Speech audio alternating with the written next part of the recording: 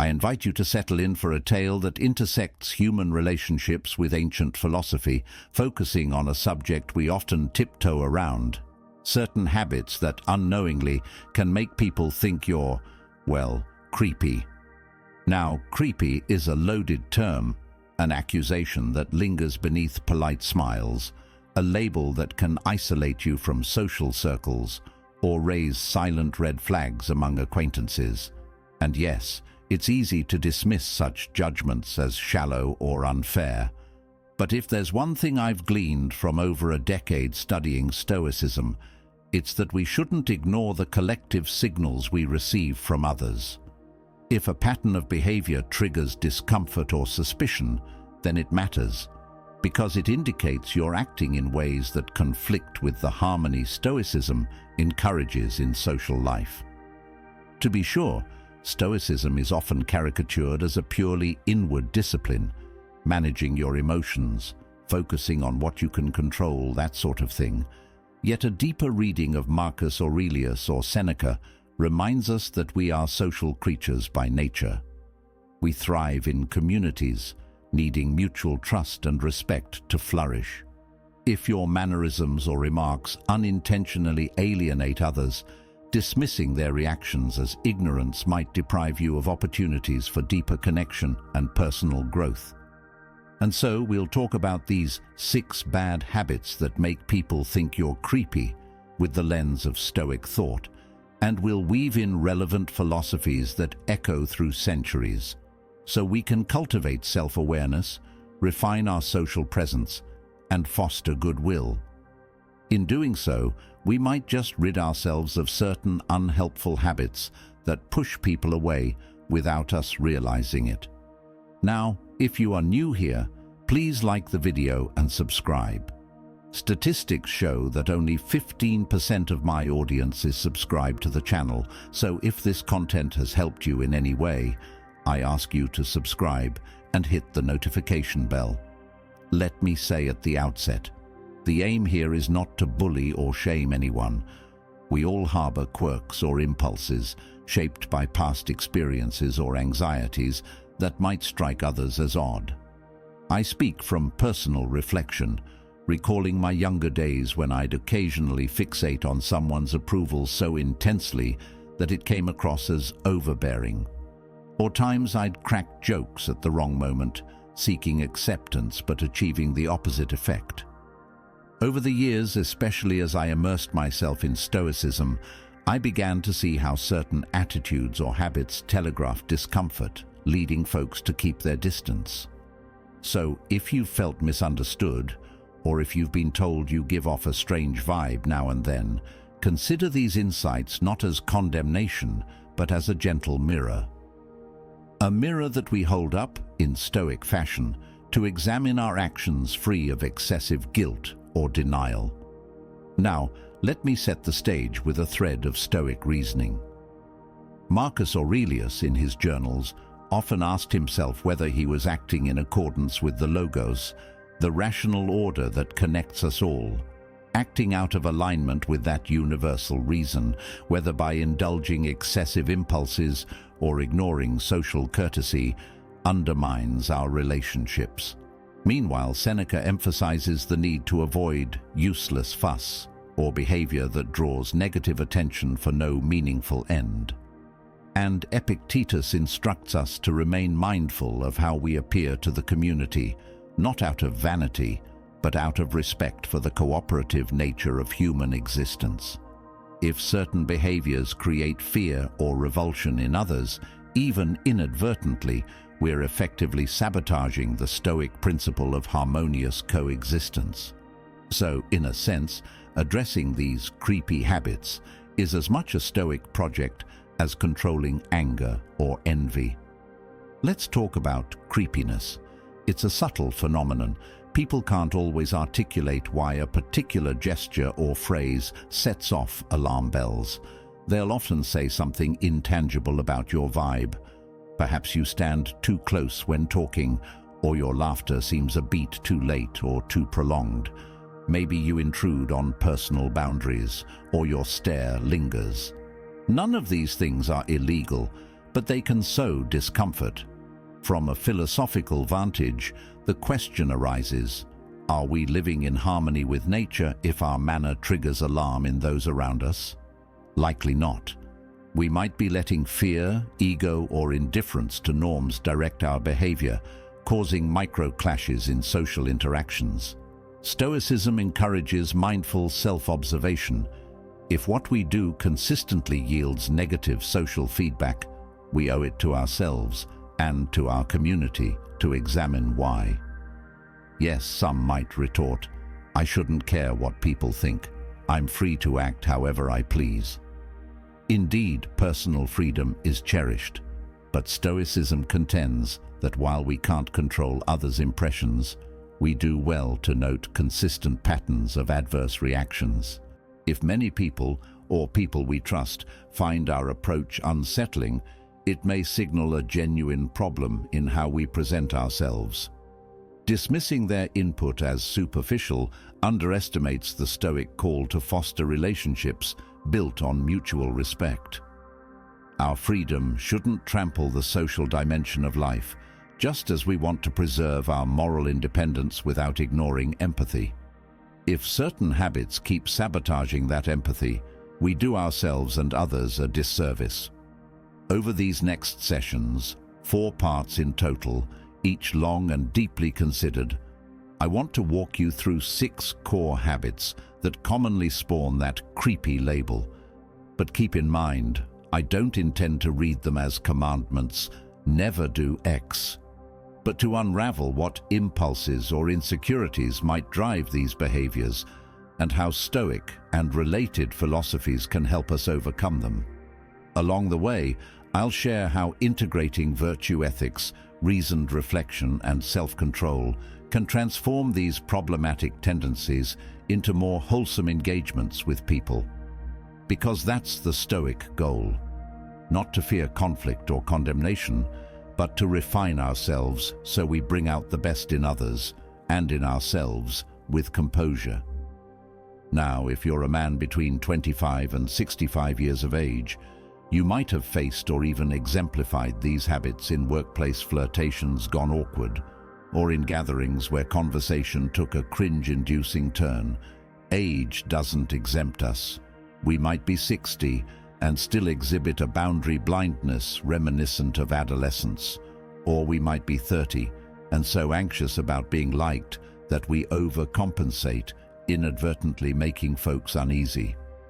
I've seen it in younger colleagues who text a new acquaintance obsessively, or in older ones who linger too long in conversation about personal topics.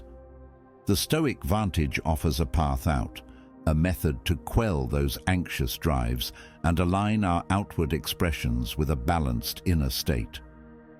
Let me briefly name the 6 habits that we'll dissect throughout these sessions: intrusive closeness or physical boundary violation, intense or inappropriate eye contact, overbearing personal disclosure, clinging to interactions that are not reciprocated, an unnerving lack of affect that signals disconnection, and refusing to read social signals that someone is uneasy. Each can ring alarm bells in different ways, prompting that creepy impression. We'll delve into them in a meandering Stoic approach, weaving them in and out, because life seldom segments them neatly. We often find these habits overlapping in a single individual. The man who stands too close may also share personal details too soon, all driven by a nervous thirst for approval. Yet I caution you not to recoil if you recognize yourself in these descriptions. The Stoic stance is not to bury ourselves in shame, but to glean awareness and act accordingly. We might reflect, so I do sometimes overshare intimate facts with new acquaintances, or fix my gaze too intently when anxious. That's not a condemnation, but a signal from reality. If the signal is repeated, that it creeps people out, then the Stoic approach is to correct it by recentering ourselves, checking the impulse, and deploying an alternative. Over time, this can become second nature, letting you navigate social scenarios with less tension. The point is not to feign a false persona, but to prune behaviors that hamper genuine connection. Of course, we'll also anchor each habit in a philosophical rationale. Why does Stoicism care if we spook others? Because Stoic virtue includes justice and wisdom, entailing that we behave with fairness and understanding in social contexts. If our actions sow discomfort, we undermine that justice, failing to treat people as rational beings with their own boundaries. And we lack wisdom if we persist in patterns that yield negative outcomes. Stoicism's emphasis on living in accord with reason dictates we either adapt or reflect deeply if our interactions cause repeated distress. Similarly, other schools of thought, like certain Buddhist teachings on mindful presence or certain Christian calls for neighborly love, echo the notion that we must be attuned to how others perceive our presence. Now, some might wonder if we risk becoming too self-conscious, tiptoeing around every quirk. Stoicism indeed warns against enslaving ourselves to external judgments. Yet there's a healthy middle path. We do not contort ourselves to appease everyone, but we remain receptive to consistent signals that highlight an intrusion on others' comfort. If a single person calls us creepy for wearing bright socks, that might be trivial. But if multiple reasonable folks comment that our manner in conversation is unnerving, Stoicism suggests it's worth addressing. We do so not from a place of fragile ego, but from a pursuit of virtue, mutual respect, and social cohesion. Let me illustrate with a story. Years ago, I had a friend, call him Robert, who was an earnest fellow, but had a habit of standing uncomfortably close when talking.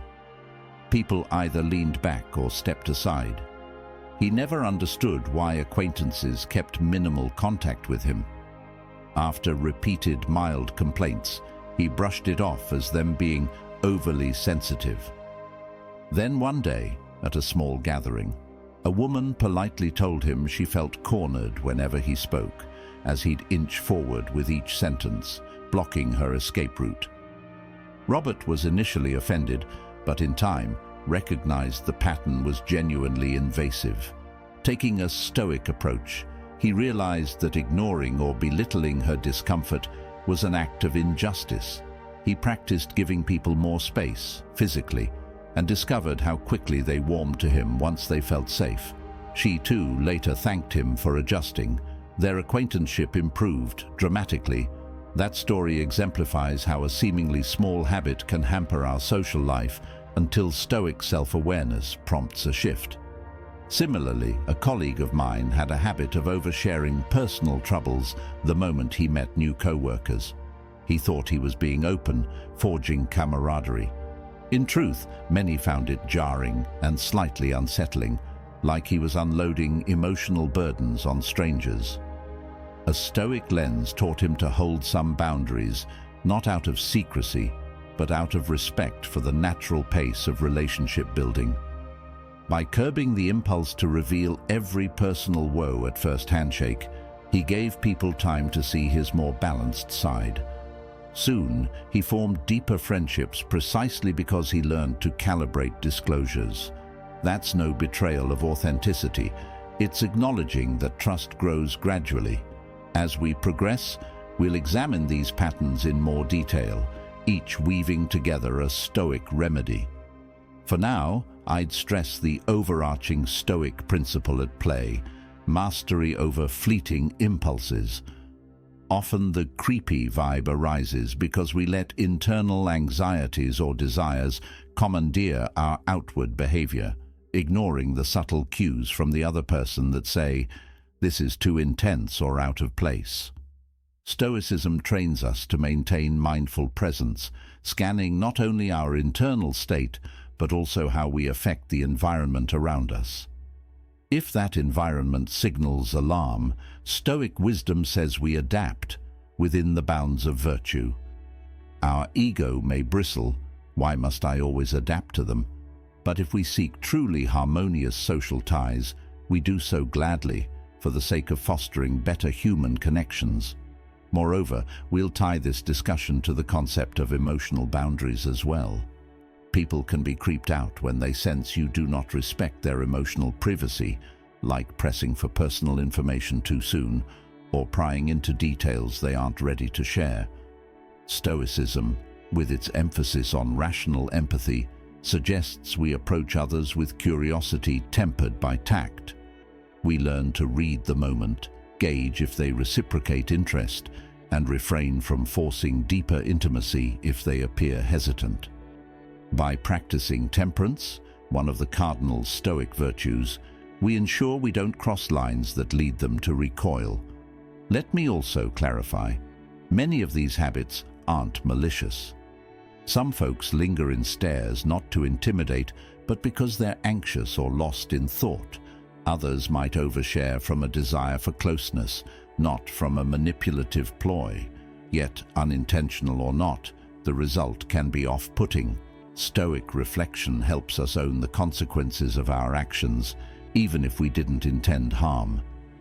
We can't just say, well, I meant no offense, so it's not my fault. In social interplay, results matter too.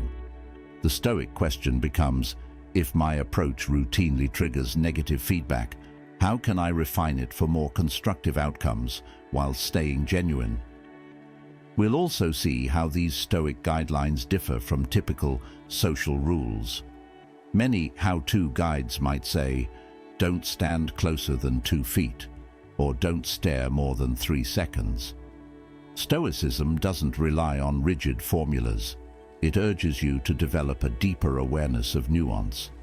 If you sense tension in the other person, maybe they keep shifting their weight, their eyes dart, they hold their arms in a protective posture. Stoicism would have you notice those cues and adjust. That's not superficial compliance. It's empathy plus reason, forging respectful engagement. Over time, you become adept at reading the room and calibrating your presence, which ironically often grants you more genuine intimacy because people feel at ease, not creeped out. As we proceed, let me underscore that these reflections aren't about turning you into a paranoid performer who polices every gesture. Rather, the Stoic approach is more organic. You cultivate self-command and situational awareness, letting virtue guide how you navigate others' comfort zones.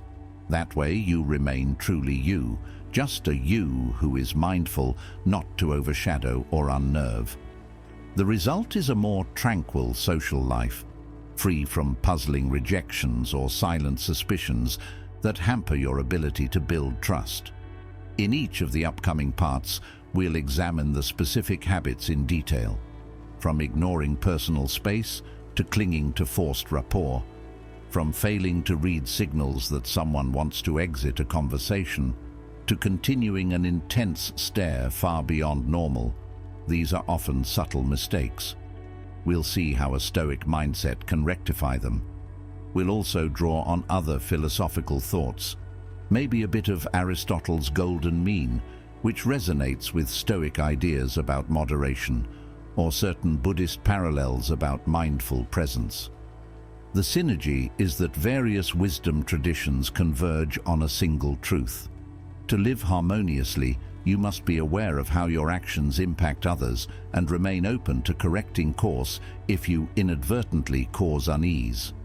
Now, I sense some might be impatient, saying, just tell me the 6 habits up front. We will, in the flow of these 4 segments.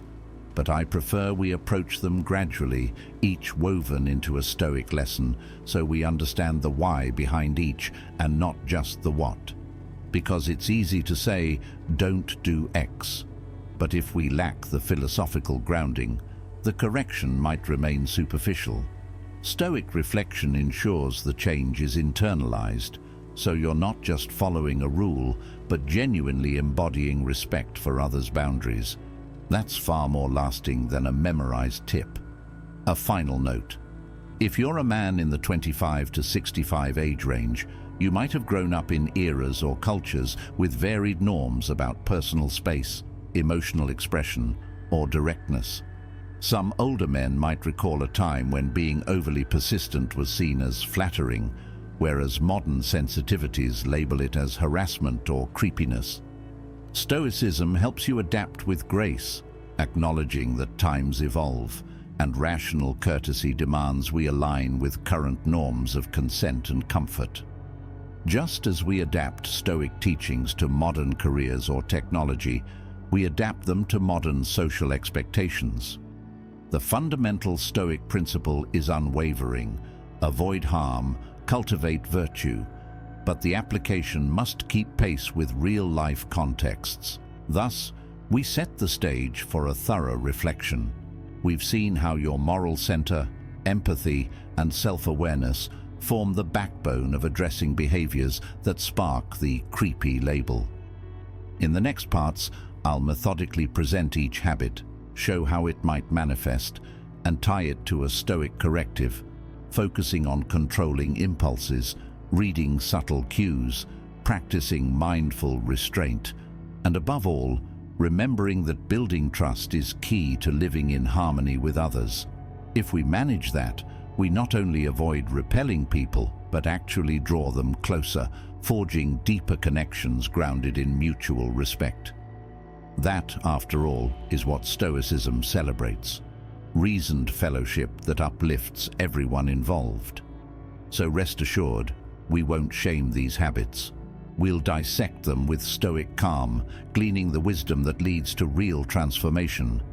And as we do, you'll discover that each bad habit can be replaced by a more balanced Stoic response, one that fosters comfort rather than suspicion, invites engagement rather than retreat, and aligns with the Stoic quest to live ethically among our fellow humans. Embrace this journey with an open heart, for even if you feel you only slip up occasionally, refining these areas can enhance your life significantly. So let us embark, step by step, on how to keep your interactions free from that dreaded, creepy vibe, and instead resonate with the warmth and composure that define a Stoic gentleman. Now let us journey further into the specifics. This time, I want to paint a more vivid picture of a few key habits that often unsettle people. As you listen, try to keep in mind the overarching Stoic principle. We cannot control others' interpretations fully, but we can examine recurring feedback and adapt our behaviors if they conflict with our aim of living in accord with reason and shared humanity. If a behavior repeatedly causes discomfort in others, it's a sign that we may be inadvertently ignoring cues, impulses, or basic norms that maintain trust. And let me emphasize again, these insights aren't about shaping yourself into an artificial persona just to please the crowd, nor are they about bending to every whim of external opinion. It is about refining your presence so you don't unknowingly violate boundaries, thereby allowing deeper, more authentic connections to flourish. For men in the 25 to 65 age bracket, these reflections can be especially pertinent, as we've inherited or grown up with various social rules, some outdated, some contradictory, and Stoicism offers a stable moral compass beyond the swirl of changing etiquette. So let us delve into a few of these troublesome habits, weaving them with Stoic teachings. We might not list them in a strict numerical sequence, rather we'll address them in a continuous narrative, for life rarely segments mistakes so neatly. Lingering too long in personal space. Often, one of the more obvious signals that people pick up is invading or lingering too long in someone's personal space. Now, personal space is a subtle domain. It varies by culture, context, and the nature of the relationship. What's acceptable among close friends in a celebratory hug might be utterly unnerving in a first meeting at the office. The trouble is that some men, especially if anxious or overly eager to show interest, approach too closely or remain physically near in a way that others find constrictive. They may not realize how their closeness or the angle at which they stand can make a person feel trapped or overshadowed. Why does Stoicism care about such physical nuances? Because Stoicism isn't just about grand moral decisions. It's about living harmoniously in each moment. If your body language or positioning prompts another's discomfort, you are undermining that harmony. The first Stoic step is awareness. Pay attention to how the person reacts. Do they lean back, step away, angle their body aside, or show closed-off body language? If so, that's an immediate cue. Seneca, in his letters, repeatedly mentions the importance of reading subtle signs in social interplay. Failing to do so indicates a lack of empathy and proportion. Imagine you are speaking with a colleague who subconsciously shifts back every time you step forward, but you keep leaning in to connect. They might not verbally object, but their instincts perceive your closeness as intrusion. Over repeated interactions, they brand you as someone who invades personal boundaries, a label easily associated with creepiness. The Stoic solution is to adopt a self-check. If the person shifts back more than once, you remain at the new distance. Mentally note, they need this physical space. By respecting it, you demonstrate a willingness to accommodate their comfort, an act of Stoic courtesy. Another dimension is how Stoic detachment from ego can help. If you're not desperate to impose your presence or show dominance, you're free to stand at a polite distance. Perhaps your old habit was to lean in to appear confident or to ensure they heard you. But Stoic self-awareness might remind you, confidence doesn't require close contact. My words and calm demeanor suffice. In a more intense scenario, like flirting at a social gathering, people often mistake closeness for warmth. But often it's just awkward. The Stoic approach would be to show interest by genuine conversation, not by encroaching physically. Many individuals find that stepping back, physically, ironically, draws people forward voluntarily if they also want closeness. Forcing proximity kills that choice, breeding unease. If you do realize you've entered someone's personal space inadvertently, a Stoic approach is to rectify it gracefully. Step back, smile, perhaps even lightly apologize if you sense alarm. "Oh, apologies. I got carried away. I want to give you your space," said in a friendly tone, can dissolve tension. You're not humiliating yourself, you're simply acknowledging a boundary.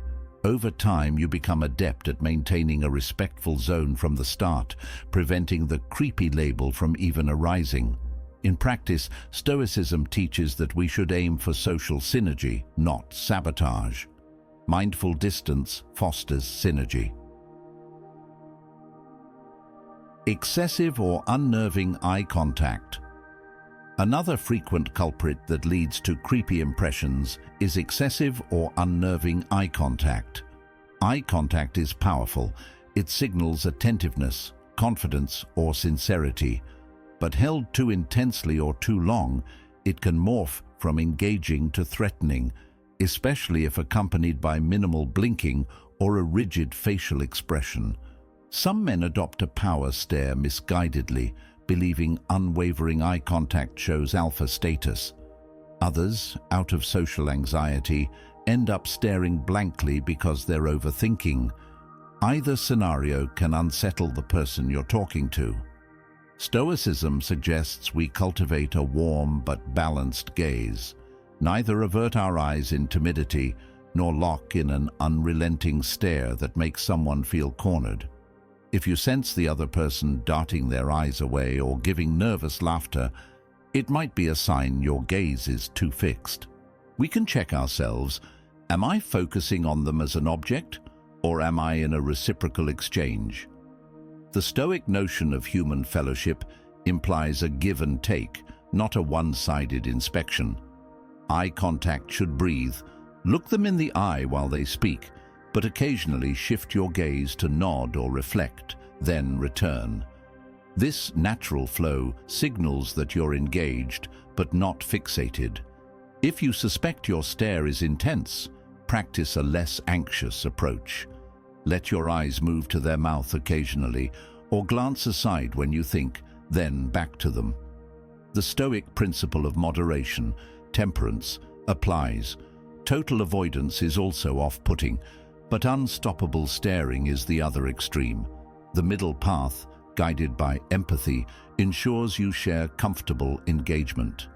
If you're a man used to dominating the stare because you read some misguided tip about alpha presence, reflect on the Stoic idea that real confidence radiates from inner composure, not forced intimidation. Let your gaze show interest rather than challenge. People respond far better to a gentle steadiness than to an unblinking glare. In some philosophical lines akin to Zen, the concept of a soft gaze emerges, seeing the person without fixating, letting your vision expand to the environment so you're not drilling in on them. This technique complements Stoicism. It helps you remain calm, prevents the other from feeling pinned down, and ironically fosters a more genuine connection. If you notice them leaning away or responding awkwardly, check if you're over-sustaining eye contact.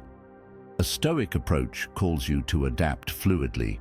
Over time, you'll sense the comfortable rhythm of meeting someone's eyes, then breaking contact naturally, all while remaining fully present.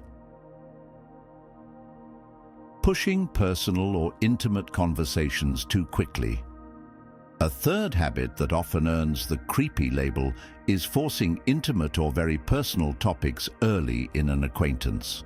Our modern social fabric typically expects a gradual unfolding of personal disclosure. Jumping into heavy private details about finances, bedroom details, or deep emotional traumas in the first conversation can cause alarm. People interpret it as a disregard for normal boundaries or suspect hidden motives. Stoicism underlines the virtue of prudence in speech, saying only what's appropriate to the context. If you bare your soul to a near stranger, you risk overwhelming them, leading to that uneasy vibe. Why might we do this? Sometimes it's the innocent longing for closeness, thinking that by revealing personal struggles, we build immediate rapport. But Stoic self-control would caution that trust forms step by step. Dumping personal burdens on someone who hasn't signaled readiness might place them in an awkward spot. They may not feel comfortable handling such disclosure, especially if it's emotionally heavy or TMI about private matters. The Stoic response is to gauge the level of rapport. A new coworker might not be the best listener for your relationship crisis. A casual friend might not want the entire medical history in your second chat. Instead, share small bits, see if they reciprocate. If they lean in with interest, you can gradually expand. If they politely or nervously skirt the topic, Stoic wisdom says to respect that boundary. Moreover, from a Stoic standpoint, oversharing can reflect a lack of discipline in speech. Epictetus admonished that we should speak about personal trials with those who can either help or empathize in a meaningful way, not indiscriminately. Publicly bearing all might not only creep people out, but also undermine your Stoic composure. If you treat personal vulnerabilities as currency for social acceptance, you risk emotional turmoil whenever people respond coldly. Instead, a Stoic man cultivates a measure of self-possession. I will share deeper layers with those I trust at a pace that fosters mutual comfort. That approach wards off the creepy impression, letting closeness develop organically. Let me share an anecdote. A friend of mine, in his eagerness to connect with new acquaintances, would quickly tell them about his traumatic childhood. He meant no harm, but many felt uneasy, not sure how to respond. Over time, he realized that Stoicism teaches moderation in self-disclosure. He began summarizing lightly if the conversation steered that way, but not plunging into every painful detail. The difference in how people reacted was stark. They found him more approachable, not someone who demanded emotional intimacy they weren't prepared to give. Gradually, those who built real trust with him did learn about his past, but in a context of genuine friendship. The Stoic principle at work: letting reason, not anxiety, govern how we share personal matters. Failure to read subtle exit cues. Let us step deeper into a fourth pattern, a subtle one, failing to read signals that the other person wants to end or shift a conversation. In social settings, people rely on small cues, glancing at the clock, turning their body away, giving shorter replies, or saying something like, "Well, I should head off soon." If we ignore those signs, clinging to the conversation with repeated attempts to keep them engaged, it can feel clingy or even predatory. They might think, "Why won't he let me go?" leading to that creeping sense of being cornered or pestered. Stoicism teaches that we must live in alignment not just with our own reason, but with the social logic that binds us. If someone is politely excusing themselves, Stoic courtesy invites us to let them depart gracefully, wishing them well, not forcing them to stay. If we press on, "Wait, just one more thing," or follow them as they try to leave, tension escalates. This habit, repeated often, brands us as a boundary ignorer, which people find unsettling. They wonder if we lack emotional intelligence or if we harbor some hidden motive. The Stoic remedy is mindful observation. Remain alert to a conversation partner's body language and verbal hints. If they're consistently glancing at their phone or scanning the room, or if their responses shrink to monosyllables, consider it a sign. We do not take offense, for we know we can't control their time or interest. Instead, we gently wrap up. "I see you might need to go. Let's catch up another time." This approach aligns with Stoic acceptance. We enjoy the shared time for what it is, then gracefully yield when they show readiness to move on. By respecting such cues, we cultivate a friendly image, avoiding the dreaded creepy cling that sends them scurrying away. From personal observation, this happens a lot in networking events. Some men want to impress a potential contact so badly that they keep talking even when the contact is clearly eager to mingle elsewhere. The result is frustration or the contact labeling them as pushy. Adopting a Stoic vantage, you see it's better to have a shorter, positive interaction, leaving them with a good impression, than to stretch it until awkwardness sets in. That's a Stoic sense of proportion, letting reason guide your social timing. Sudden, intrusive shift to sexual topics. A particularly jarring habit, abruptly injecting sexual innuendo or jokes into a context that doesn't warrant it, or steering a conversation to sexual territory too soon. This quickly rattles people who aren't prepared for such disclosure, often leading them to label the speaker as creepy or predatory. The Stoic issue here is moderation and respect for context. Not all discussions are appropriate for risque remarks, especially if you've just met someone or if the environment is professional. Some men rationalize, "I'm just being bold or flirty," but Stoicism reminds us to read the social contract. If the other party is a consenting adult who's reciprocating playful banter, that might be different. But in many settings, the abrupt sexual remark feels forced or boundary violating. People might question your intentions or worry about hidden aggression. A Stoic approach calls you to contain your impulses and gauge the conversation's temperature. Are they giving signals of comfort and interest in more personal or flirtatious discussion? Or do their expressions remain neutral or closed off? If it's the latter, rushing into sexual hints is likely to trigger alarm. Even in a romantic setting, Stoic virtue suggests taking cues from mutual interest, not imposing your innuendos unilaterally. The result is you avoid the creepy label because you never push the talk into territory that violates the other's comfort zone. I recall a story of a colleague who thought being edgy was a surefire way to stand out in group outings. He'd crack suggestive jokes early in the night. The result? Folks laughed nervously or turned away, labeling him as an awkward presence. He was oblivious, believing they were too uptight. Over time, he recognized that he was ignoring Stoic empathy, failing to see that not everyone shares his sense of humor or is ready to leap into risque banter.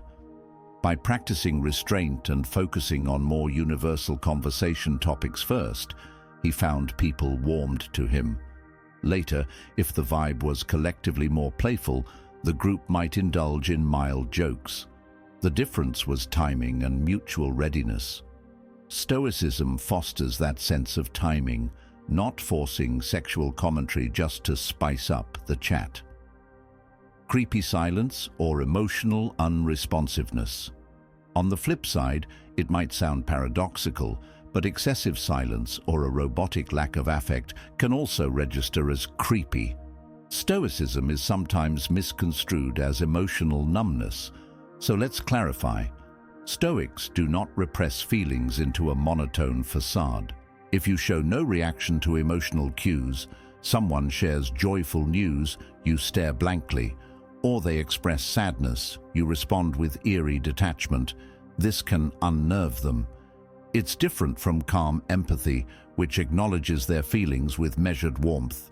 Instead, this stoically misguided approach is an absence of normal emotional reciprocity, which humans rely on to confirm each other's humanity.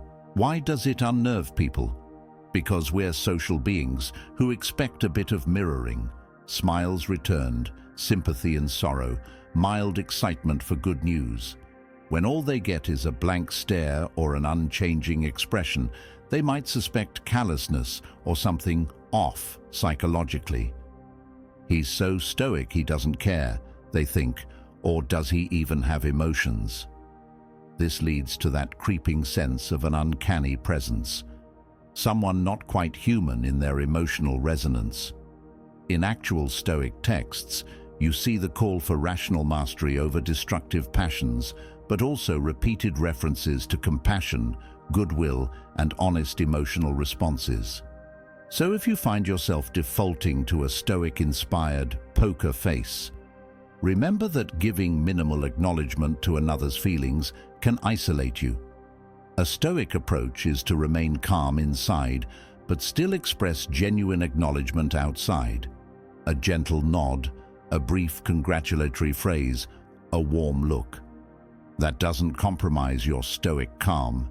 It's simply courtesy that affirms you see them as a feeling being. Indeed, if we hold the Stoic view that all rational creatures are part of a cosmic community, we want to let them know we share in their joys or concerns within reason. If we remain eerily quiet, we sabotage that connection. Hence, beware adopting the unfeeling statue persona under the banner of Stoicism. It's not true Stoicism, but a caricature that can creep folks out. The real Stoic path is more like quietly stable, yet benevolently present. You keep your composure while showing appropriate empathy. If you sense people grow uncomfortable around your Stoic calm, maybe you're not sharing enough emotional signals that assure them you're engaged. Sincere Stoicism can be gentle and even warm as you maintain interior equanimity, but let your face or words gently reflect the moment's emotional climate. Stoic countermeasures and mindful routines. Up to this point, we've described a cluster of habits that, in sum, often earn that creepy reputation. Ignoring personal space, unrelenting eye contact, oversharing personal content, failing to heed exit cues, forcing sexual or intimate content, and showing an eerie emotional void. You might see how they can overlap. A man could stand too close, stare too intensely, and launch into private topics all at once, a trifecta that practically screams, creepy. But how do we systematically counter these habits? Stoicism provides a blueprint: daily reflection, measured behavior, empathy, and virtue-based boundaries. Let me suggest some mindful routines. 1. Evening debrief. At night, recall your day's interactions. Did you notice signs that someone felt uneasy around you? Did you press on a topic despite them withdrawing? Write it down. Then consider a Stoic alternative for next time. Over days, you train yourself to be more attuned. 2. Before social events. Pause to remind yourself, I am here to engage respectfully, read cues, and adapt calmly. If uncertain about personal space or conversation depth, start conservatively. Let the other person's comfort guide you. 3. Check body language.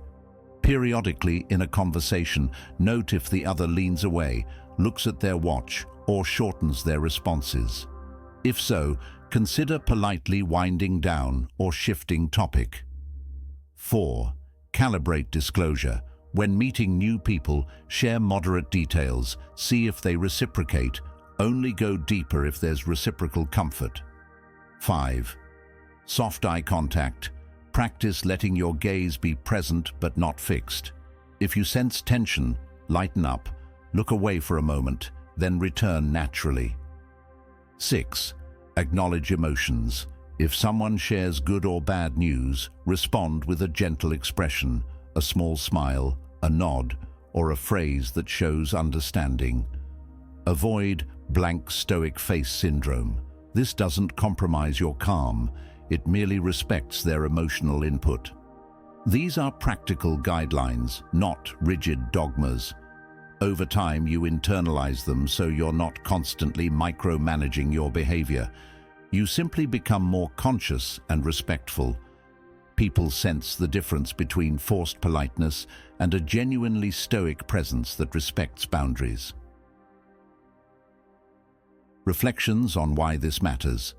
Perhaps you wonder, why invest so much effort into avoiding the label creepy? Shouldn't I just be myself? The Stoic answer is that you should indeed be authentic, but also rational and virtuous. If being yourself means ignoring social signals or imposing awkward closeness, you're violating the principle that humans are meant to coexist peacefully. Stoicism isn't about indulging every personal quirk regardless of consequence. It's about aligning with a universal reason that fosters mutual respect. If multiple people brand your manner as uncomfortable, that's a sign yourself might be overshadowed by anxieties, illusions, or impulses that hamper real connection. Addressing that doesn't mean selling out who you are.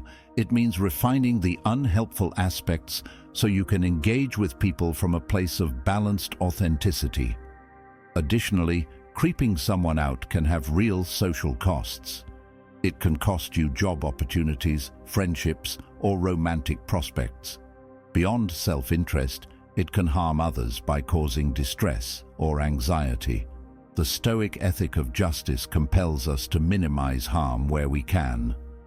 If simple modifications, like giving adequate space, letting conversations end gracefully, or regulating how much we disclose, prevent that harm, it's a small price for big social dividends.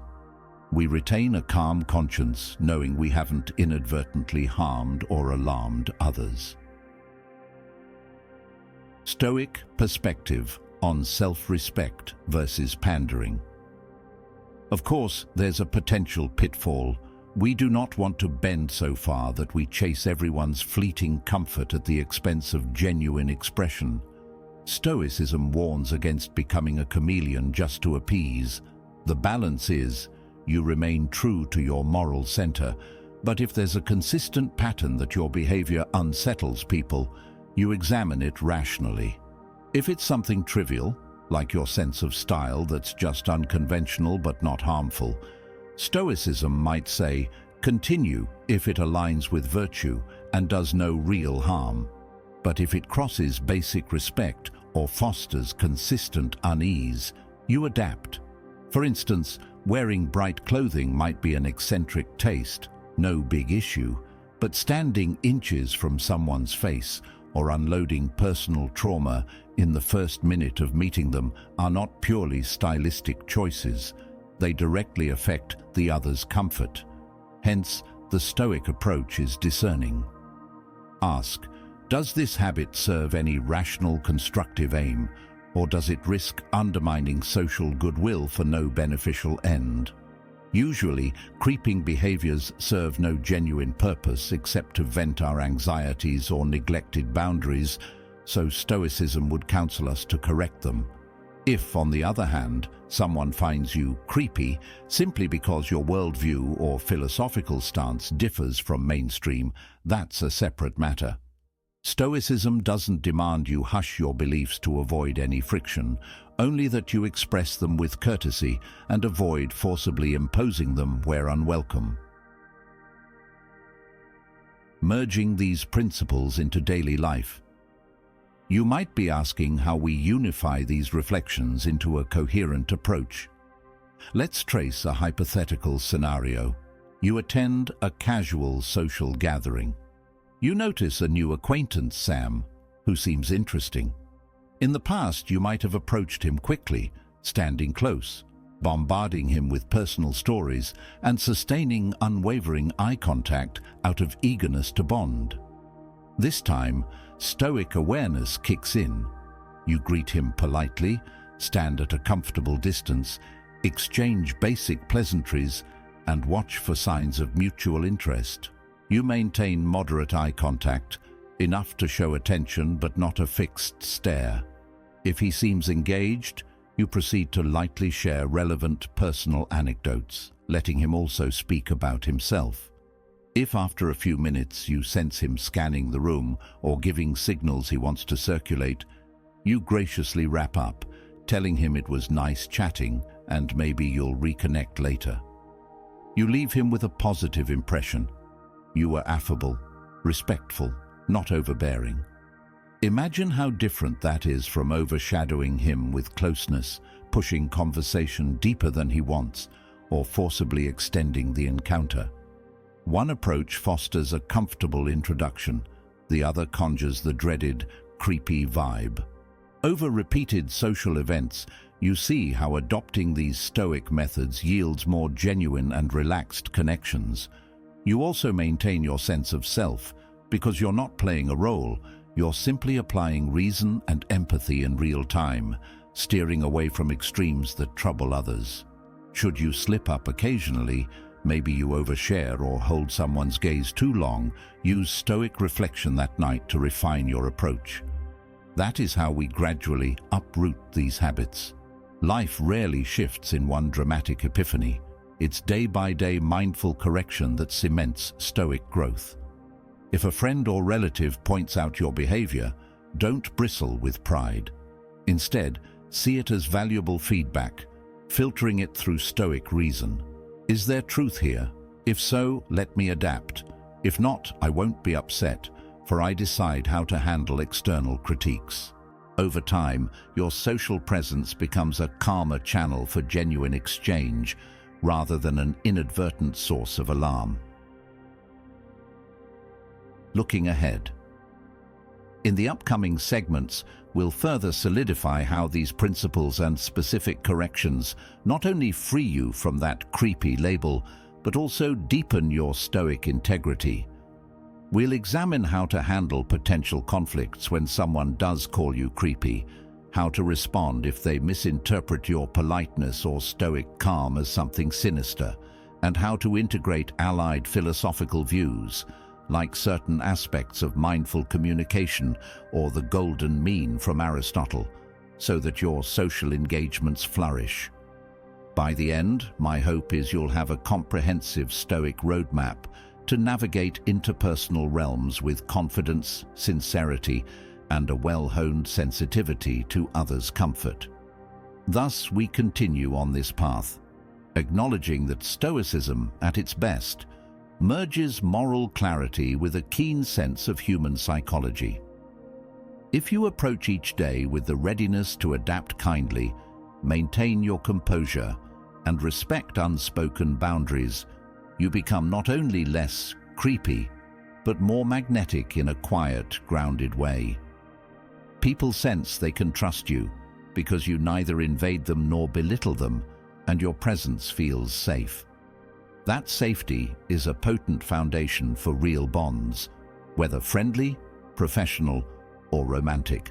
So let's keep stepping forward, exploring the interplay between Stoic virtue and the complexities of modern social codes. May the reflections here spur you to continue observing your own patterns, humbly adjusting them in line with reason, empathy, and the quest for mutual harmony. The result is not some forced courtesy, but a natural alignment with the Stoic principle that we humans, meant to coexist, should strive never to hamper each other's well-being unnecessarily. By rooting out habits that spark creepiness, you pave the way for freer, fuller connection in every sphere of life, an outcome worthy of the Stoic name. It's worth recalling that this entire undertaking is not about condemnation or excessive self-consciousness, but about clarity. If multiple individuals consistently respond to certain mannerisms with unease, it signals that something in our approach runs counter to the tacit social agreement that underpins trust. Stoicism, which emphasizes rational self-governance and moral unity with our environment, encourages us to see such feedback not as an insult, but as a chance to refine ourselves in the spirit of reasoned cooperation. In everyday terms, we do not want to creep people out. We want to engage them in genuine connection. Let us, therefore, keep dissecting these habits, bridging them to the deeper Stoic quest for virtue and harmony. Reflecting on the why behind these habits, before addressing further specifics, it helps to step back and ask, why do these creepy tendencies manifest in the first place? By understanding the underlying drivers, we can apply a Stoic remedy at the root rather than just patching the surface. Over my observations, spanning personal encounters, stories from friends, and general human patterns, I've identified a few common threads. 1. Insecurity and anxiety. Some men, anxious to be liked or to prove themselves, overcompensate by clinging too closely, talking too intimately, or pushing interactions. Their fear of rejection drives them to act in ways that ironically fuel that very rejection. 2. Learned behavior from past norms. Others might have grown up in environments or times where certain pushy or invasive behaviors were normalized, failing to realize that modern contexts or different cultures interpret them as intrusive. 3. Misinterpretation of alpha confidence. Tips: a subset have read misguided advice on dominance tactics, leading them to lock eye contact aggressively or overshadow personal space in the belief it shows strength. Instead, it reads as intimidation or creepiness. 4. Emotional blind spots. Another cluster simply lacks practice or awareness in reading subtle signals, perhaps due to limited social experience, mild spectrum traits, or personal upbringing. Without ill intent, they overstep because they never developed the skill to sense discomfort. 5. Deep loneliness or yearning for connection. Sometimes, desperation for companionship, especially in older men who may have lost social ties, manifests as oversharing or an intense stare, hoping to forge a bond quickly.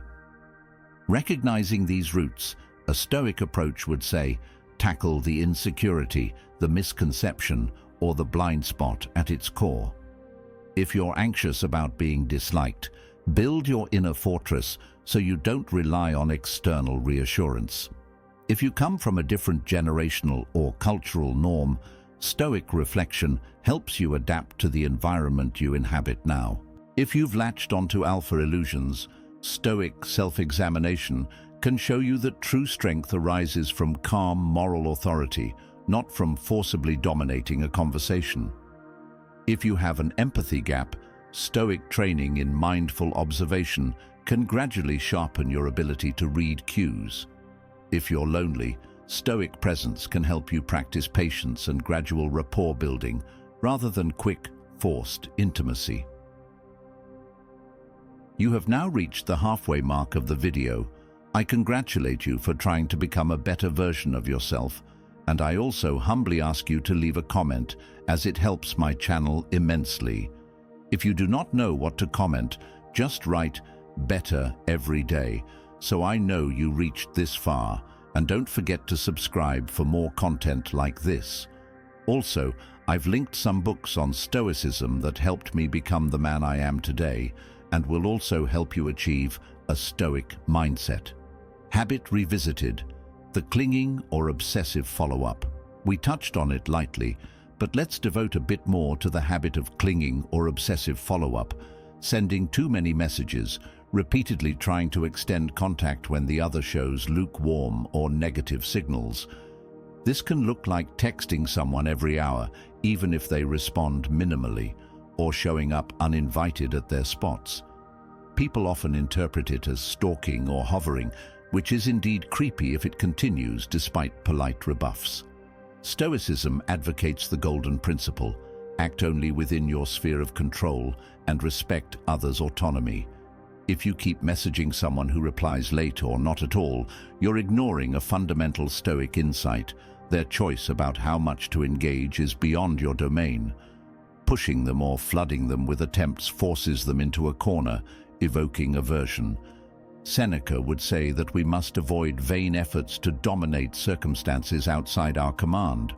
Moreover, empathy calls us to realize that receiving constant unwanted contact can be stressful.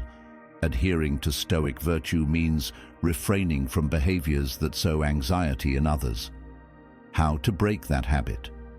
In your Stoic reflection at day's end, if you notice you've sent multiple unreturned texts, ask, did I overshadow their freedom to respond on their terms? Why did I do it? Out of desperation or fear? Then commit to a different approach. Once you've reached out, let them respond at their pace. Meanwhile, you focus on your own pursuits. If they never respond, Stoic acceptance says, that is their prerogative. You stand unshaken, not ceding your equilibrium to their approval. By cultivating self-sufficiency, you loosen the clingy impulse to keep prodding for attention. Hypersensitivity to negative feedback. Another subtle pattern that can yield a creepy vibe is hypersensitivity, reacting overly strongly to minor criticisms or rejections, thereby alarming people who wonder why you take a small no or slight as a huge personal affront. It can manifest as pouting, sulking, or a sullen stare when someone declines an invitation, or as a passive-aggressive guilt-tripping if someone chooses not to spend more time with you. This emotional volatility telegraphs a sense of unpredictability, fueling the other's concern that you might lash out or become vindictive. That unpredictability often reads as creepy. Stoic calm is the antidote. If someone says, "I'm sorry, I can't meet up tonight," you accept it with grace, no resentment. You do not question their reasons excessively or try to corner them for an explanation. You practice the Stoic teaching that each person's decisions lie outside your realm of control. Rather than flipping to gloom or annoyance, you remain steady, perhaps replying, "No problem, another time," and refocus on your own endeavors. Over multiple interactions, people realize you are not easily rattled or offended. You project the opposite of creepiness, a stable, respectful adult. This fosters trust. The Stoic lens transforms rejection into a neutral event rather than a personal blow, freeing you from emotional outbursts that might alarm or unsettle others. Silently, brooding or glaring. We covered the risk of oversharing or overpursuing, but an opposite extreme is silent, brooding presence, hovering around a social space but scarcely participating, occasionally glaring or eavesdropping from the edges. People might interpret that as ominous or suspicious. Why is he just lurking there, not speaking, not smiling, just watching us? While Stoicism includes the notion that we need not talk incessantly or chase social points, if your quiet stance is accompanied by an intense or dour expression, it can spook others. You appear disapproving or menacing. Stoic calm, ironically, doesn't require a scowl or a scornful demeanor. If you prefer to observe quietly, that's valid, but try to offer a mild smile or greeting if you catch someone's eye, acknowledging their presence. This assures them you're not harboring hidden hostility. If you do want to observe, do so in a way that doesn't come across as predatory or resentful. Sometimes we adopt a stony face out of nervousness or because we think it projects mystique, but from others' vantage, it might read as potential threat. Stoic reflection calls you to moderate that. If you see you've been standing in a corner for a while, scowling, you might lighten your expression, greet someone passing by, or step forward to mingle briefly. The goal, to signal, I am calm, not uninterested or dangerous. A real-life anecdote might help. I recall a man in my local group gatherings who always stood at the edge, eyes locked on the discussion, never speaking or acknowledging. People whispered, "He gives me the creeps." Later, we discovered he was shy but curious. He didn't realize how he appeared, arms folded, brow furrowed. Through gentle feedback, he started nodding and occasionally smiling in recognition. Instantly, that sense of ominous lurking vanished. He was still quiet, but now seemed friendly. That small, stoic adaptation, consciously adjusting facial cues, prevented him from being misjudged. Stoic adaptations for various settings. Let's place these reflections into different contexts, professional, social, romantic, and see how Stoic wisdom helps ensure you avoid the creepy pitfalls. 1. Professional. In the office, you might come across as creepy if you frequently stand too close at a colleague's desk, peer over their shoulders silently, or if you stare intently during team discussions without contributing. Stoicism would have you observe subtle corporate etiquette, keep a polite distance unless invited, speak calmly rather than just looming. If someone's busy, you accept it, not forcing prolonged interactions. By letting reason govern your approach, you reduce anxiety among co-workers. 2. Social gatherings. At parties or community events, oversharing personal woes or clinging to a single person who gave you a polite smile might foster that unsettled vibe. The Stoic path is to pace your engagement, introduce yourself, exchange basic pleasantries, show genuine interest in them, but if they appear to want to move on, you let them. If you chat with multiple people in a relaxed manner, you're less likely to fixate on one target in a way that feels predatory. 3. Romantic or dating contexts. This is often where creepy allegations surface most. If you push physical intimacy or personal confessions too soon, fail to read signals, or persist after a polite no, you slip into that territory. Stoicism instructs a rational scanning of reciprocation. Are they leaning in, or are they politely stepping back? Are they matching your level of personal disclosure or giving short, evasive answers? The Stoic approach is to remain balanced, letting the other's comfort guide the pace. If they appear uneasy, you respect that boundary, maintaining your inner dignity rather than forcing the outcome. This ironically fosters more authentic attraction in the long run, as they sense you're grounded and considerate. In all these settings, it's not about being a social chameleon who always pleases.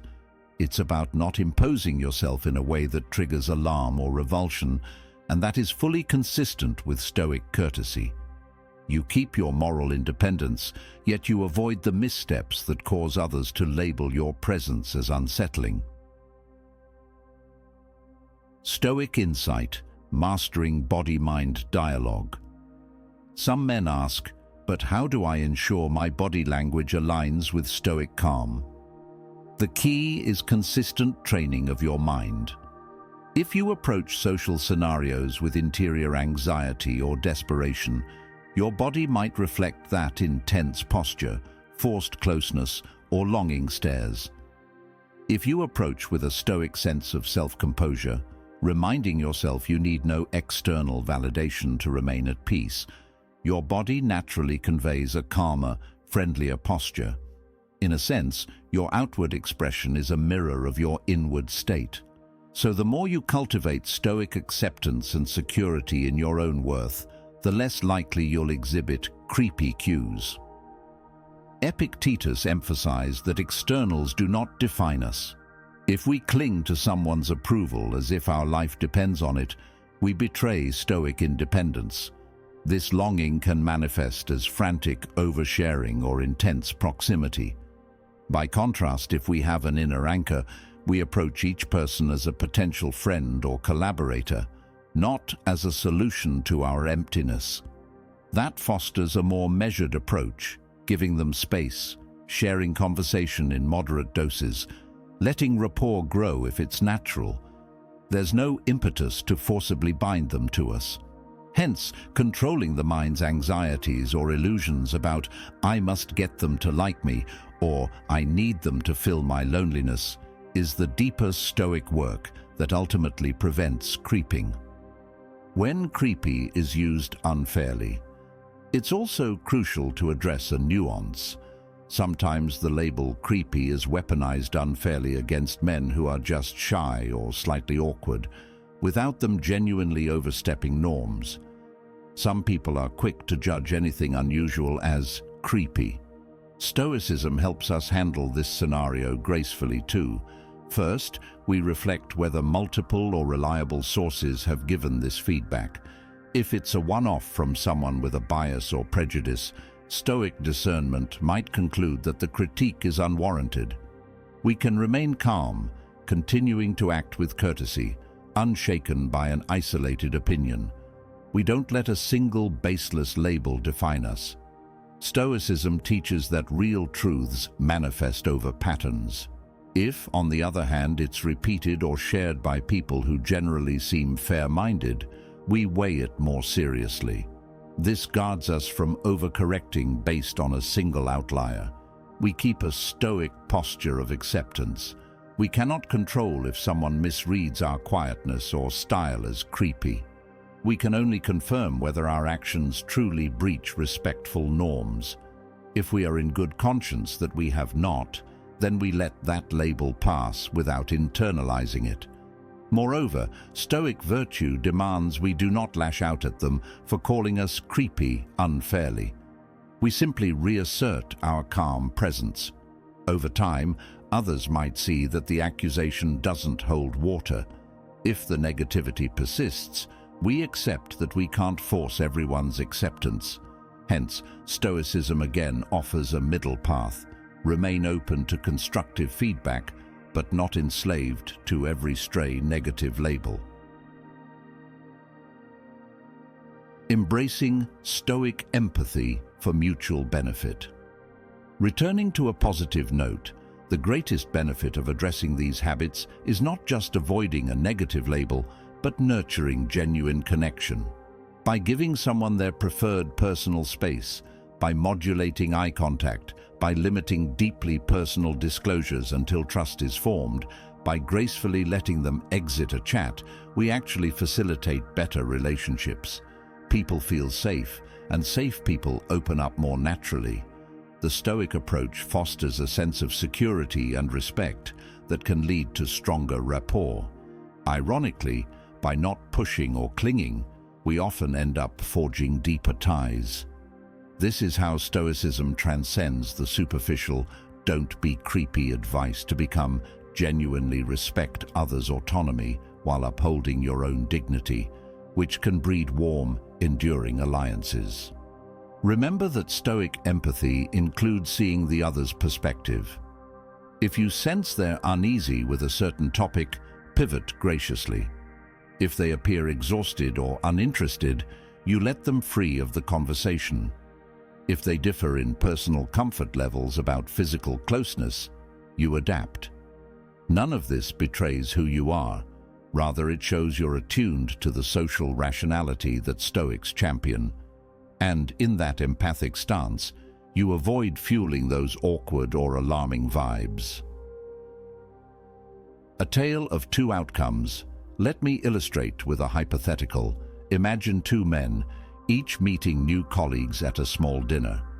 Man A is anxious to impress.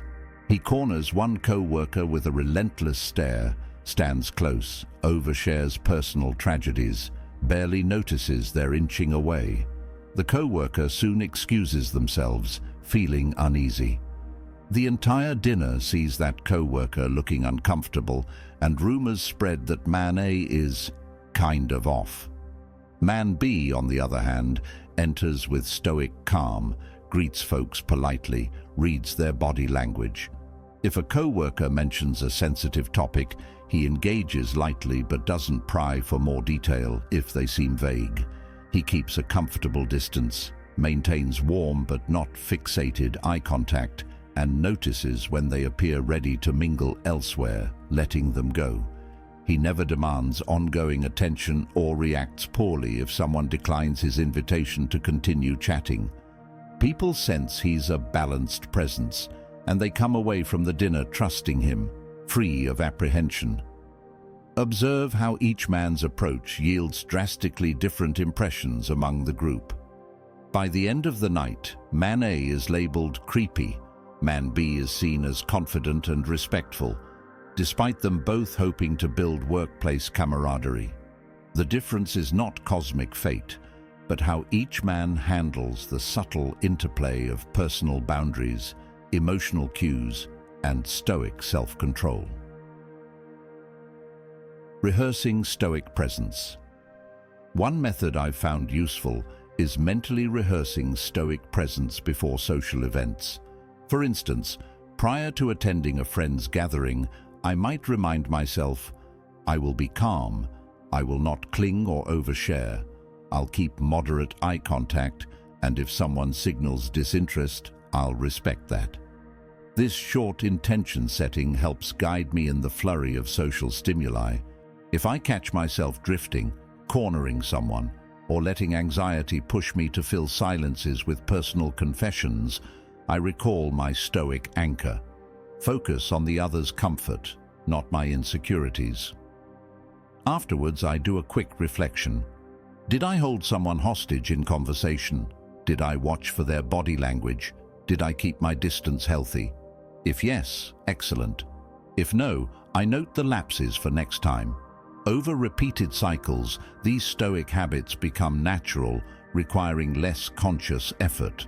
The result is a relaxed presence that seldom triggers that intangible, creepy alarm. Befriending silence and stillness. A further facet is learning to be comfortable with brief silences or pauses in conversation. Some men, fearing awkwardness, immediately fill every gap with more talk, potentially oversharing or prying. Stoicism suggests we remain at ease with silence.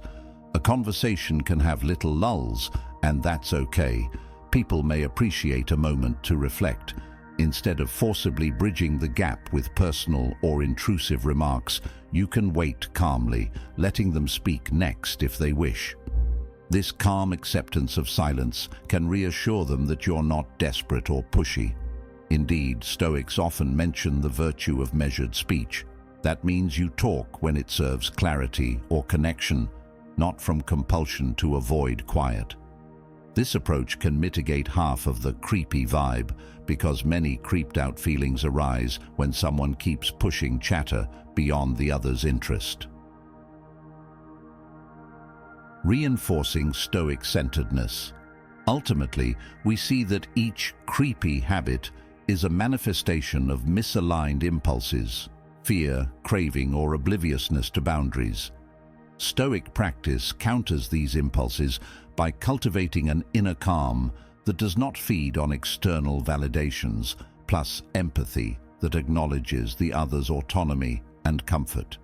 If we trust that we do not need to fight tooth and nail for others' acceptance, that if we remain morally steady, the right connections will form, then we can release the grasping or intrusiveness that unnerves people. Our presence becomes a gentle invitation rather than an imposing force. In this way, Stoicism merges moral virtue with social efficacy. We respect ourselves enough not to degrade our presence with clinginess or boundary violations, and we respect them enough to avoid forcibly dominating their space or conversation. We stand in rational confidence, open to dialogue, but never so starved for attention that we push them into discomfort.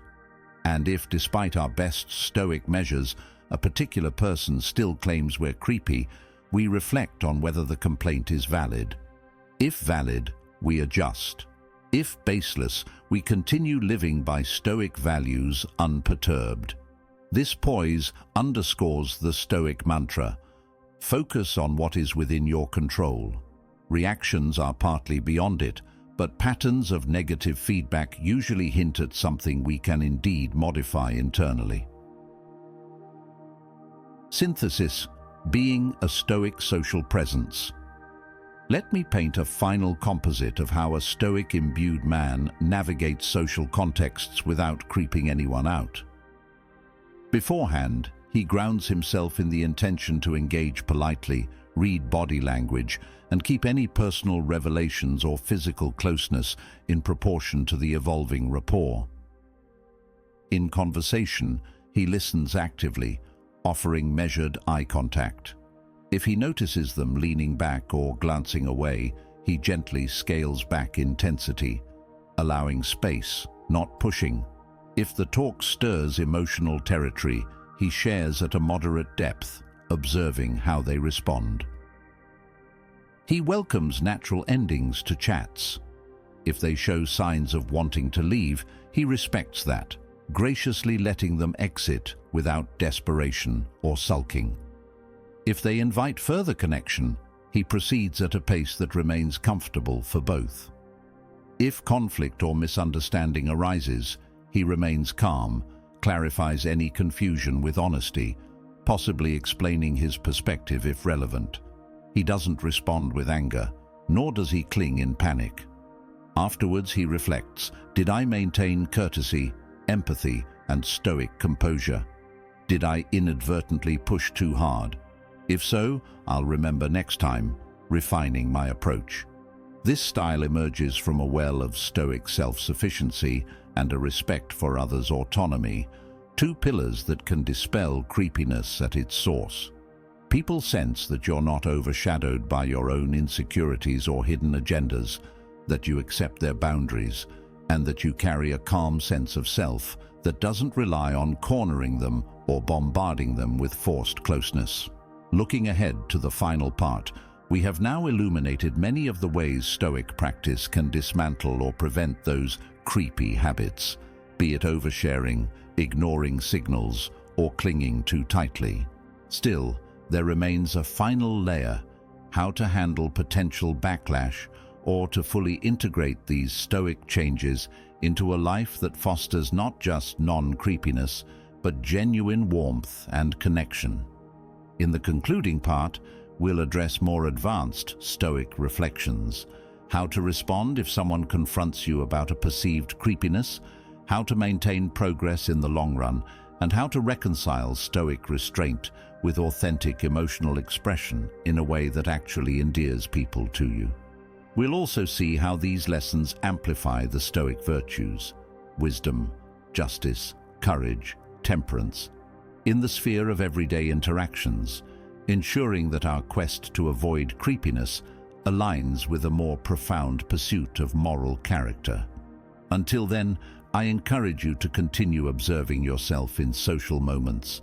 Watch for any lingering closeness, excessive stares, forced personal confessions, or ignoring subtle exit cues. Then apply the Stoic remedy, calmly stepping back, softening your gaze, offering measured conversation, respecting their desire to disengage. Practicing these micro-adjustments daily is how Stoic refinement actually takes root. The results are not just the absence of negative labels, but the presence of more harmonious relationships shaped by the gentle strength of Stoic principle. You might recall in Part 1, we introduced the theme and clarified that these creepy impressions, while subjective, often reflect consistent social feedback, feedback that can guide us to refine our approach. In Part 2, we delved into some specific habits, like oversharing too soon, standing too close, or not reading signals that someone wants to end a conversation, and connected them to Stoic principles of self-control, empathy, and rational respect. In Part 3, we continued analyzing subtler aspects, like how an eerie silence or a clingy approach can provoke suspicion, and how Stoic training can gently rectify them. Now, in this final segment, I'd like to weave everything together into a cohesive view. We'll finalize our portrait of the Stoic approach to avoiding these off-putting behaviors, and we'll consider how to maintain and deepen these improvements long-term. We'll also address how you might respond if someone does call you creepy, or if you worry about backsliding into old patterns. Let us begin with a reflection on the deeper Stoic virtues that undergird all these adjustments. Stoic virtues as a compass. Stoicism is often broken down into 4 cardinal virtues: wisdom, justice, courage, and temperance. Each of these can inform how we refine our social habits to avoid creeping people out. Let's see how. 1. Wisdom, prudence. This virtue calls us to perceive reality accurately and act sensibly. In social contexts, that means noticing when someone's body language shows discomfort or when our intense staring crosses a line. It also means understanding the broader norms of polite society, like personal boundaries or the pace at which trust develops. Wisdom entails the self-awareness to adapt while keeping our core identity intact. 2. Justice. Justice means giving each person their due respect and recognizing their boundaries. Behaviors that corner them physically or push conversations in unwelcome directions violate that sense of justice, imposing our will over their comfort. By respecting personal space and emotional readiness, we fulfill the Stoic principle of fairness, allowing them to choose how close or deep the conversation goes rather than forcing it. 3. Courage. It might seem odd to link courage to avoiding creepiness, but in truth, it often takes courage to restrain a strong impulse, like the urge to cling or to overshare, and let the moment develop organically. It also demands courage to face the possibility of rejection or disinterest without aggressively pushing back.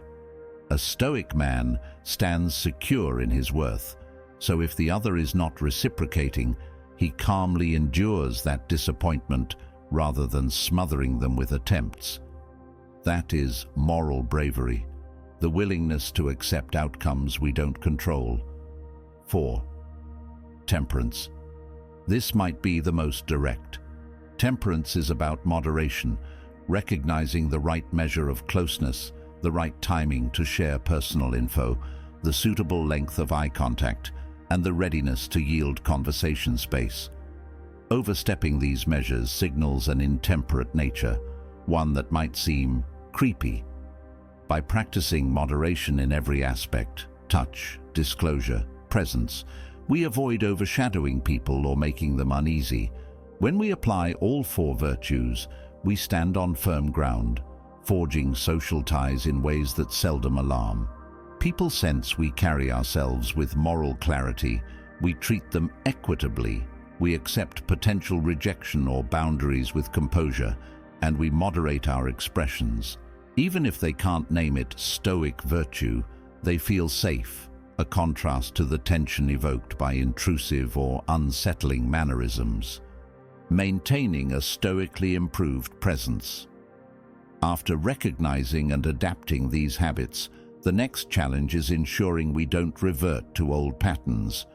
Habitual behaviors can be sticky, especially if driven by deep-seated anxieties or illusions about how to gain acceptance. Here are some suggestions for long-term maintenance. 1. Regular self-audit. Perhaps weekly, reflect on key interactions from the past 7 days. Did you sense any flicker of the old behaviors creeping back in, like standing too near or pressing personal questions too quickly? Write it down. By shining a light on these potential slips, you can correct them before they entrench again. 2. Seek trusted feedback. Enlist a close friend or colleague who knows your Stoic aims.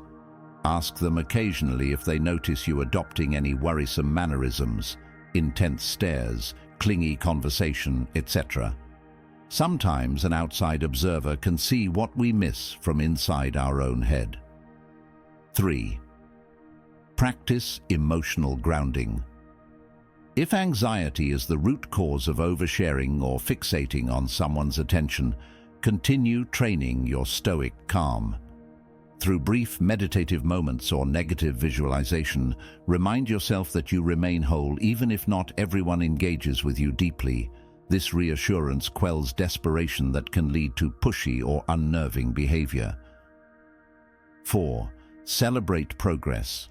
Stoicism isn't about flogging yourself for every mistake.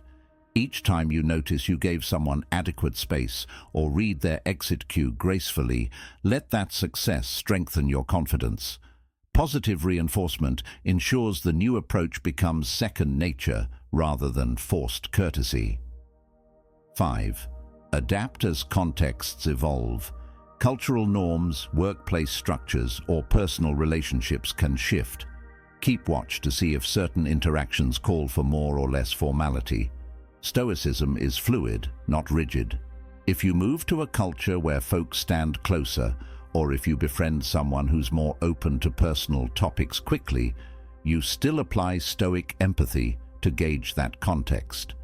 The overarching principle remains mindful respect. Through these steps, we anchor our new stoically informed social presence, preventing creepiness from re-emerging. In a sense, we're fortifying our moral vantage. Each measured conversation, each respectful distance, each calm acceptance of boundary. Over time, we look back and see how far we've come from anxious, unmodulated tendencies that might have once elicited silent alarm from others. Responding if someone calls you creepy. But what if, despite improvements, a person explicitly says, "You're creeping me out," or "Stop being so weird"? Stoicism offers guidance on how to respond with dignity and rational clarity. 1. Stay composed. Resist any surge of anger or shame. Recognize that their statement is external feedback. A heated reaction might confirm their suspicion or escalate tension. Pause, breathe, and hold your inner fortress. 2. Acknowledge. Calmly say, "I'm sorry if I made you uncomfortable. Can you tell me what bothered you?" This invites constructive dialogue. Maybe they'll specify you stood too close or overshared. If it's a misunderstanding, clarifying can help. If it's a genuine slip on your part, you can rectify it. This Stoic approach is not defensive but open, willing to see if you truly crossed a boundary. 3. Correct or accept.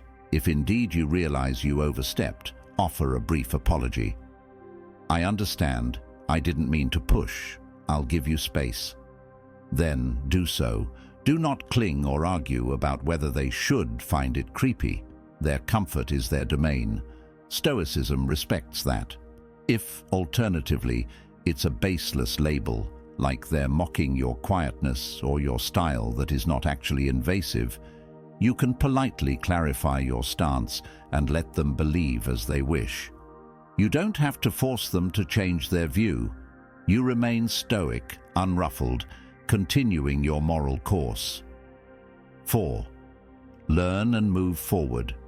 Revisit the event in reflection that evening, gleaning any lessons that might help avoid future misunderstandings. But do not dwell in shame. Stoics see errors as signposts, not eternal verdicts. This measured reaction often surprises people who expected either a meltdown or a defensive retort. By staying calm, you show integrity, and if you truly erred, your readiness to adjust signals maturity rather than guilt or panic. Sometimes that can even salvage the interaction. They realize you're rational and open to feedback, not an obstinate threat. The reward: deeper, more natural connections. By systematically weeding out these creepy signals, we open space for healthier, more authentic relationships. People feel at ease in your presence. They're more inclined to trust you with bigger opportunities, personal, professional, romantic, because you've demonstrated sensitivity to social boundaries. Rather than being remembered for unnerving behavior, you become recognized as someone who listens well, respects personal comfort, and fosters balanced conversation. In time, this fosters the Stoic dream of a life lived in harmony with others. Marcus Aurelius believed humans are social animals, akin to hands and feet of one organism. If your presence regularly sets off alarms, that unity is broken. Correcting these habits helps re-knit the tapestry, so you function cooperatively within your circles. You also preserve your Stoic peace, because you no longer create friction that bounces back as rejection or hostility. Let me share a story of a close acquaintance. Call him Javier, who, in his 40s, found himself often isolated at gatherings. People described him as a bit off, though no one accused him of malice. Through gentle feedback, Javier recognized he tended to over-monitor people's reactions, fixating on them with long stares, trying to decipher if they liked him.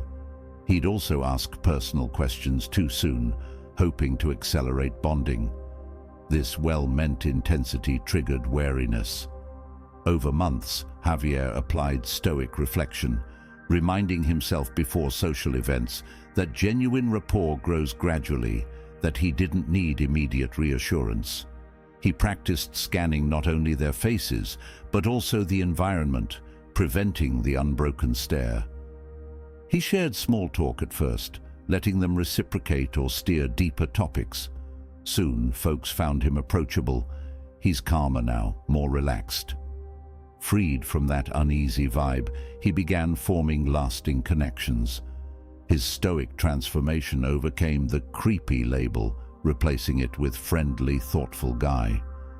Such transformations are exactly what we aim for.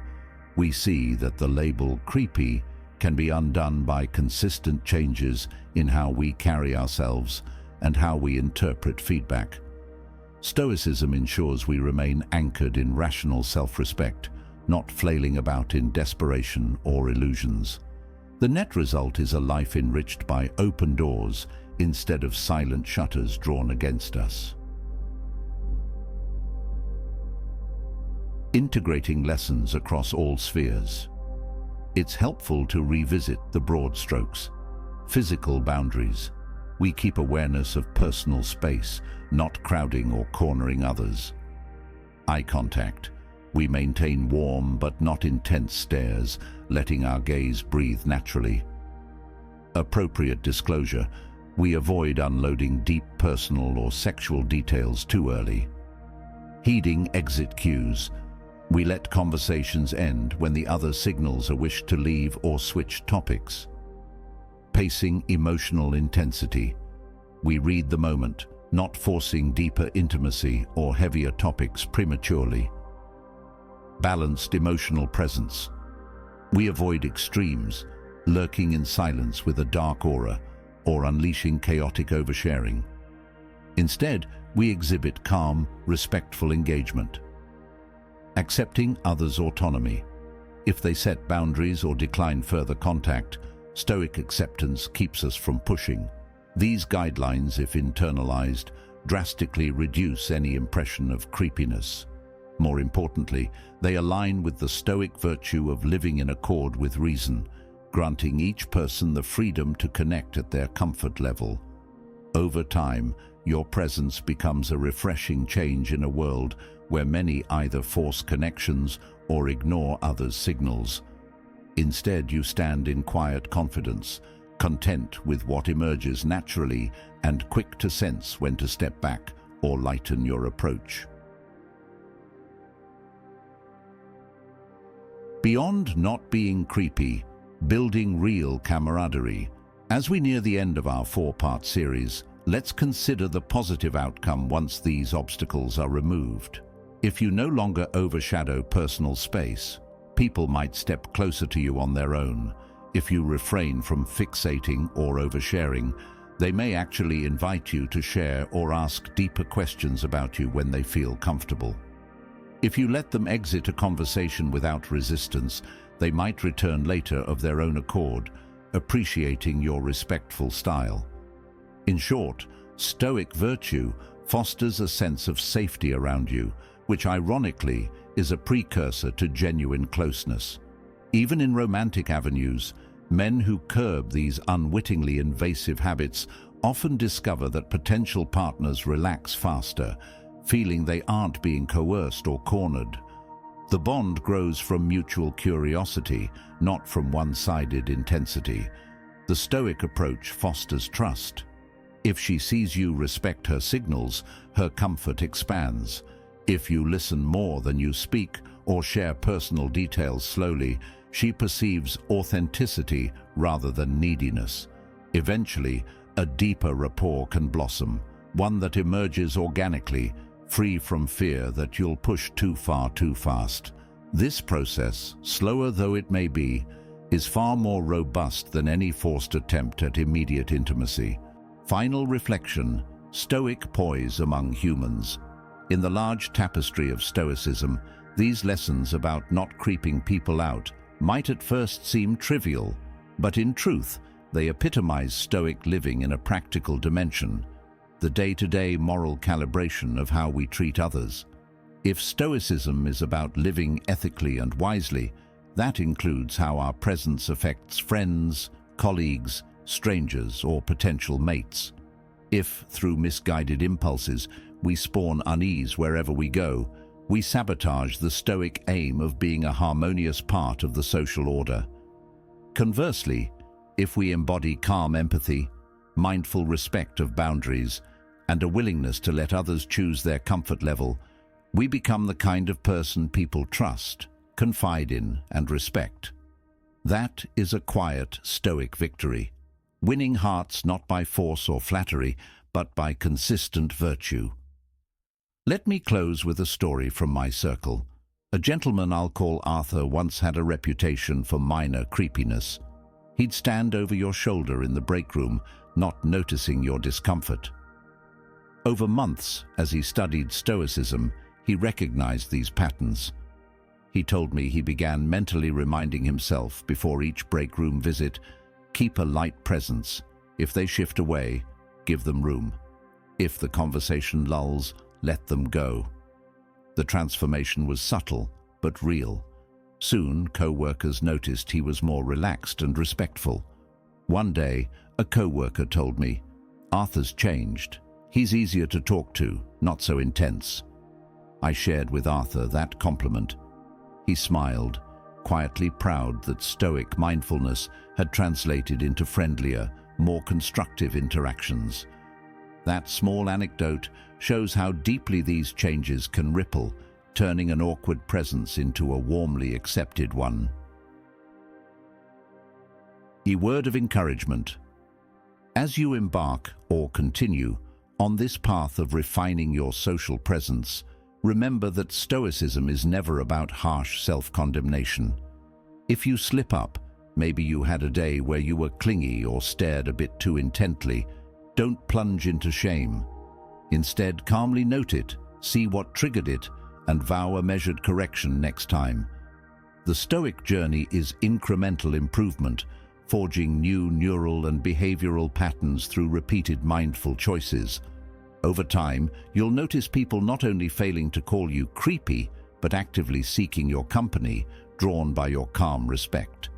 This entire process ties back to the Stoic aim of living in harmony with nature, humans being social creatures who thrive in balanced, respectful community. By removing or transforming habits that set off others' alarms, you align with that natural design for reciprocity and trust. The outcome is not forced politeness, but a genuine rapport that can fill your life with healthy friendships, stable professional ties, and deeper romantic bonds, if that's what you seek. On top of it all, you rest each night with a lighter heart, knowing you never inadvertently imposed upon or frightened another soul. Thus, we conclude these 4 segments, having explored the main creepy behaviors that sabotage social acceptance, and seeing how Stoicism, alongside allied philosophical insights, provides a path to correct them. My wish is that you find in these reflections a route to a kinder self-awareness, a Stoic mastery that merges your sense of self with true regard for others' comfort. By letting go of anxious pushes or heedless intrusions, you free both yourself and your companions to meet on equal ground. And that, truly, is the Stoic spirit in everyday life. The quiet but profound synergy of moral clarity, empathy, and respectful engagement. Now, if any part of this message has been helpful to you, leave us your like and comment, helping the algorithm recommend it to someone who needs it at this time. Don't forget to subscribe so you don't miss new videos. And if you look through the videos we've already uploaded, you're sure to find something to take with you. Have a good day.